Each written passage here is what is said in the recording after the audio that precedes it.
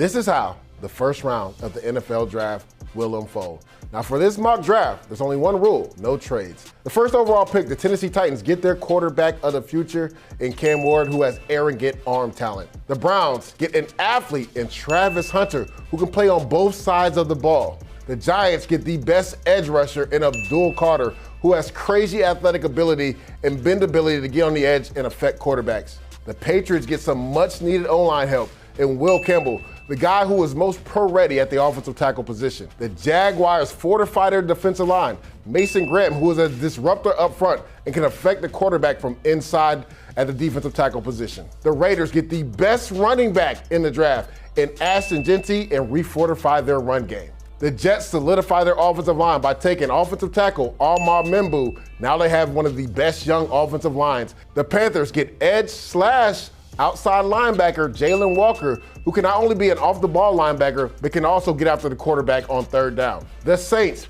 get their quarterback of the future in Shedeur Sanders, the guy that led the nation in completion percentage last year. The Bears solidify their left tackle position in Kelvin Banks, a guy that's had a lot of experience that'll come in day one and help that offensive line. The 49ers get Jahdae Barron, probably the most versatile defensive player in this draft. He can play in the slot, he can play outside corner, and he can play safety. The Cowboys get their big-time receiver in Tedero McMillan to pair him with CeeDee Lamb. He's a guy that can go up and get those 50-50 jump balls. The Dolphins have a need at corner, and they fill it with Will Johnson. He is one of the best closers out of Michigan at the cornerback position.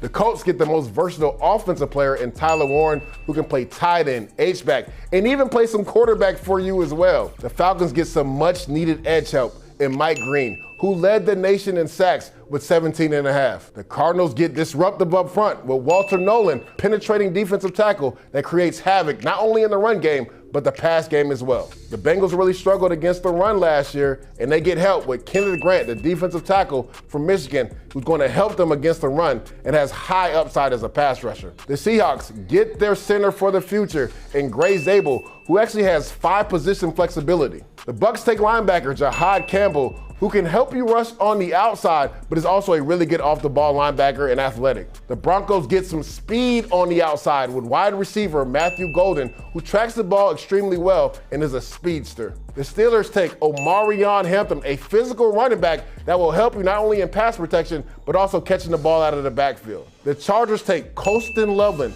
the best receiving threat at tight end, and he's also a willing blocker.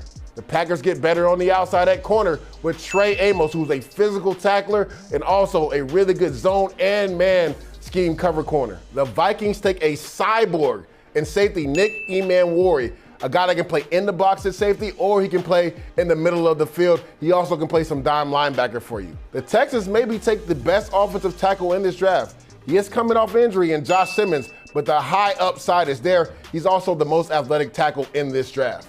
The Rams get a fast, long corner in Maxwell Harrison, who can match up in man, and even though he's not the biggest guy, he's a willing tackler. The Ravens get some pass rush help in Donovan Ezaraku, who had 16.5 sacks and can really affect the quarterback. The Lions get one of the highest upside edge guys in Mykel Williams, who has the versatility to line up and down the line of scrimmage. The Commanders get nasty when they take edge defender Nick Scorton, who's probably one of the most physical defensive ends in this draft. The Bills get some help on the outside at corner with Siobhan Revel, a long corner that can match up in man and has really good instincts in zone. The Chiefs take an offensive tackle in Josh Connerly, who can play both right and left tackle and maybe even play some guard as well. He has high upside. This guy is very young and is a good fit for this Chiefs offense. And the Eagles take edge rusher James Pierce, who can really get after the quarterback and plays with physicality.